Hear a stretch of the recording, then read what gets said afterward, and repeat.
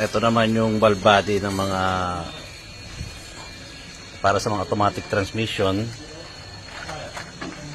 Ayan. Dito dumadaan yung pressure.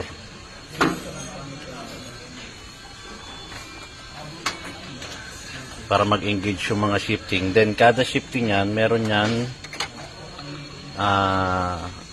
solenoid. May designated na mga solenoid yan. So ito TCM yan. Ito ngayon yung solenoid. Ito yan.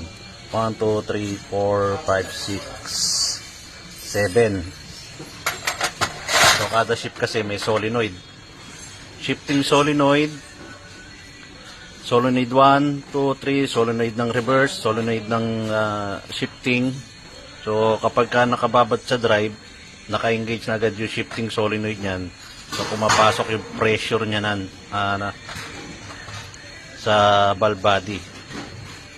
So ito yung sinasabi ko sa last video na yung drive neutral.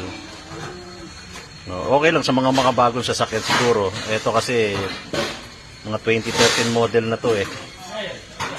So, need alagaan yung transmission. Depende kasi sa unit kung anong year model. So, yung driving habit, isa rin kasi nagkokos yan. Ito, katulad nito, nabasagan ng baffle.